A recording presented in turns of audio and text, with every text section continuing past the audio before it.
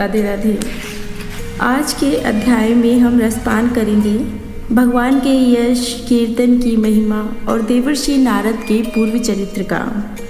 सूत जी कहते हैं कि तदंतर सुखपूर्वक बैठे हुए वीणा पाणी परम यशस्वी देवर्षि नारद ने मुस्कुराकर अपने पास ही बैठे ब्रह्मश्री व्यास जी से कहा।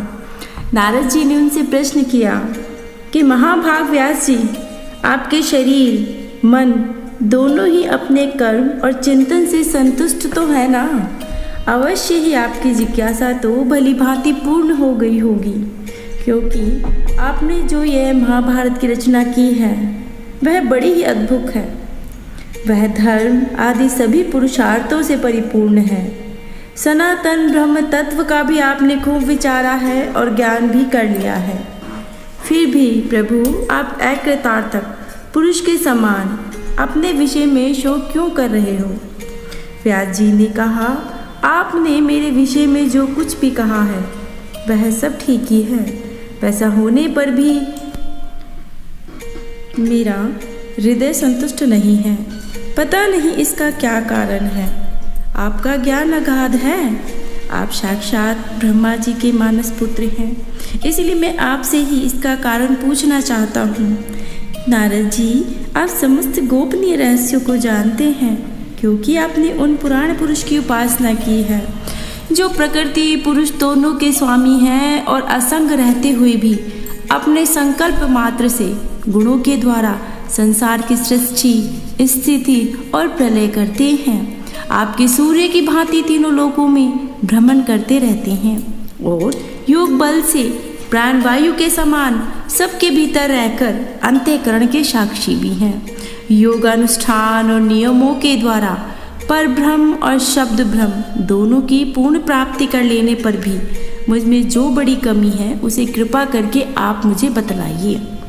इस पर नारद जी कहते हैं कि व्यास जी, आपने भगवान के निर्मल यश का गान प्राय नहीं किया।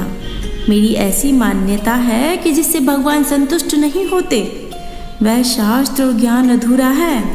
आपने धर्म आदि पुरुषार्थों का जैसा निरूपण किया है भगवान श्री कृष्ण की महिमा वैसा निरूपण नहीं किया। जिस वाणी से, चाहे वो रस भाव हो, अलंकार आदि से युक्त ही क्यों ना हो, जगत को पवित्र करने वाले भगवान श्री कृष्ण के यश का कभी भी गान नहीं हो सकता। वह तो कौओं के लिए उच्छित फेंकने के स्थान के समान अपवित्र मानी जाती है। मानसरोवर के कमनीय कमल वन में विहार वाले हंसों की भांति ब्रह्मधाम में विहार करने वाले भगवत चरित्र परमहंस भगवत कभी भी उसमें रमण नहीं करते हैं। इसके विपरीत जिसने सुंदर रचना नहीं की है और जो दूषित शब्दों से युक्त भी है, परंतु जिसका प्रत्येक श्लोक भगवान के सुयश सूचक नामों से युक्त है, वह वाणी लोगों के सारे पापों का नाश कर देती है। क्योंकि सत्पुरुष ऐसी ही वाणी का श्रवण, गान और कीर्तन करते हैं। वह निर्मल ज्ञान भी और मोक्ष की प्राप्ति का भी साधन माना गया है। यदि भगवान की भक्ति रहित हो तो उसकी उतनी शोभा नहीं होती। फिर भी जो साधन और सिद्धि दोनों ही दशाओं में सदा ही अमंगल रूप है, वह काम्य कर्म जो भगवान को अर्पण नहीं किया जा सकता, ऐसा निष्काम कर्म भी कैसे सुशोभित हो सकता है? महाभाग व्यास जी, आपकी दृष्टि तो अमोघ है, आपकी कीर्ति पवित्र है, आप सत्यपरायण और दृढ़वत हैं। इसीलिए अब आप संपूर्ण जीवों को बंधन से मुक्त करने के लिए समाधि के द्वारा अचिंत्य शक्ति भगवान की लीलाओं का स्मरण कीजिए। जो मनुष्य भगवान की लीलाओं के अतिरिक्त और कुछ भी कहने की इच्छा करता है, वह उस इच्छा से ही निमित्त अनेक नाम और रूपों के चक्कर में पड़ जाता है और उसकी बुद्धि भेदभाव से भर जाती है। जैसे हवा के झोंकों से डगमगाती हुई डोंगी को कहीं भी ठहरने का ठौर नहीं मिलता, वैसे ही उसकी चंचल बुद्धि को भी कहीं ठिकाना नहीं मिलता। संसारी लोग स्वभाव से ही विषयों में फंसे रहते हैं। धर्म के नाम पर आपने उन्हें निंदित सकाम करने की भी आज्ञा दे दी है। यह बहुत उल्टी बात है, क्योंकि मूर्ख लोग आपके वचनों से पूर्वोक्त निंदित कर्म को ही धर्म मानकर यही मुख्य धर्म है।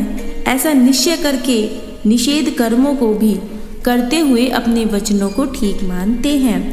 भगवान अनंत हैं। कोई विचारवान ज्ञानी पुरुष ही संसार की ओर से निवृत्त होकर उसके स्वरूपभूत परमानंद का अनुभव कर सकता है। कुछ लोग पारमार्थिक वृद्धि से रहित होते हैं और गुणों के द्वारा नचाए जाते हैं। कहते हैं कि भगवान के चरण कमलों का भजन सेवन करता है। भजन परिपक्व हो जाने पर क्या बात है, यदि इससे पूर्व ही उसका भजन छूट जाए तो क्या कहीं भी उसका कोई अमंगल कर सकता है। परंतु जो भगवान का भजन नहीं करते, जो केवल स्वधर्म का पालन करते हैं, उन्हें कौन सा लाभ होने वाला है। बुद्धिमान मनुष्य को चाहिए कि वह उसी वस्तु की प्राप्ति के लिए प्रयत्न करे जो तिन से लेकर ब्रह्म पर्यंत समस्त ऊंची नीची योनियों के कर्मों के फलस्वरूप आ जाने पर भी स्वयं प्राप्त नहीं होती। संसार के विषय सुख तो जैसे बिना किसी चेष्टा के दुख मिलते हैं, वैसे ही कर्म के फलस्वरूप भी अचिंत्य गति समय फेर में सबको सर्वत्र स्वभाव में मिल ही जाती है। तो हे व्यास जी, जो भगवान श्री कृष्ण के चरणार विद का सेवक करता है, वह भजन न करने वाले कर्म मनुष्यों के समान दैवीय कभी बुरा भाव हो जाने पर भी जन्म मृत्यु संसार में नहीं जाता। वह भगवान के चरण कमलों के आलिंगन का स्मरण करके फिर उसे छोड़ना ही नहीं चाहता। उसके रस का रस इतना लग चुका होता है जिसे जगत की उत्पत्ति स्थिर प्रलय होती है। वे भगवान की इस विश्व रूप में भी होने पर भी विलक्षण होते हैं। इस बात को आप स्वयं भी जानते हैं और आपको मैंने संकेत मात्र से भी बताया है कि हे व्यास जी, आपकी दृष्टि तो अमोघ है। आप इस बात को जानिए कि आप पुरुषोत्तम भगवान के कलावतार हैं। आपको अजन्मा होकर भी जगत के कल्याण के लिए जन्म ग्रहण किया है। इसलिए आप विशेष रूप से भगवान की लीलाओं का कीर्तन कीजिए। कहते हैं कि मनुष्य की तपस्या, वेदाध्ययन, यज्ञ अनुष्ठान, स्वाध्याय, ज्ञान, दान का एकमात्र प्रयोजन यही है कि पुण्य कीर्ति श्री कृष्ण के गुणों और श्री लीलाओं का गान किया जाए। तो हे मुने, पिछले कल्प में आपने पूर्व जीवन में वेदादि ब्राह्मणों का एक दासी लड़का था। वे योगी वर्षों ऋतु में एक स्थान पर चातुर्मास कर रहे थे। बचपन में ही मैं उसकी सेवा में नियुक्त कर दिया गया था। यद्यपि मैं बालक था, फिर भी किसी प्रकार की चंचलता नहीं करता था। जितेंद्रिय था, खेल कूद से दूर रहता था। आपकी आज्ञा अनुसार आपकी सेवा करता था। मैं बोलता भी बहुत कम था। मेरे शील स्वभाव को देखकर समदर्शी मुनियों ने मुझे सेवक पर अत्यंत अनुग्रह किया। उनकी अनुमति प्राप्त करके बर्तनों में लगा हुआ झूठन मैंने एक बार खा लिया करता था। इससे मेरे सारे पाप धुल गए। इस प्रकार उनकी सेवा करते करते मेरा हृदय शुद्ध हो गया। वे लोग जैसा भजन पूजन करते थे, उसी में मेरी रुचि लग गई। प्यारे व्यास जी, उस सत्संग में उस लीला गान परायण महात्माओं के अनुग्रह से मैं प्रतिदिन श्री कृष्ण की मनोहर कथाओं को सुना करता था। श्रद्धापूर्वक एक एक पद श्रवण करते करते प्रिय कीर्ति भगवान में मेरी रुचि हो गई। हे महामुनि, जब भगवान में मेरी रुचि हो गई, तब उन मनोहर कीर्ति प्रभु ने मेरी वृद्धि भी निश्चल हो गई और उस वृद्धि से मैं इस संपूर्ण सत और असत जगत को अपने पर ब्रह्म स्वरूप आत्मा से माया से कल्पित देखने लगा।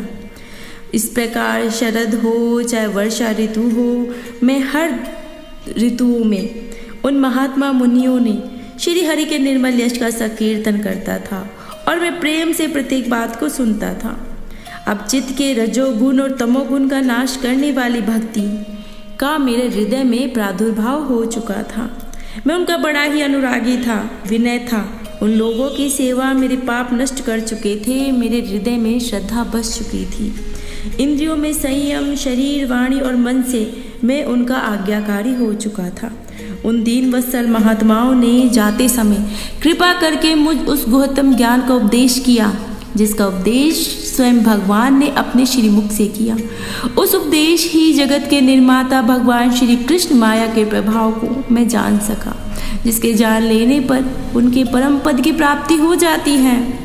तो हे संयम संकल्प व्यास जी, पुरुषोत्तम भगवान श्री कृष्ण प्रति समस्त कर्मों को समर्पित कर देना ही संसार के तीनों तापों की एकमात्र औषधि है, और यह मैंने आपको बतला दिया है। प्राणियों को जिस पदार्थ के सेवन से जो रोग हो जाता है, वह पदार्थ चिकित्सा विधि के अनुसार प्रयोग करने पर क्या उस रोग को दूर नहीं कर सकते? इसी प्रकार यद्यपि सभी कर्म मनुष्यों को जन्म मृत्यु रूप संसार के चक्र में डालने वाले हैं, तथापि जब वे भगवान को समर्पित कर दिए जाते हैं तब उनका कर्मपना ही नष्ट हो जाता है।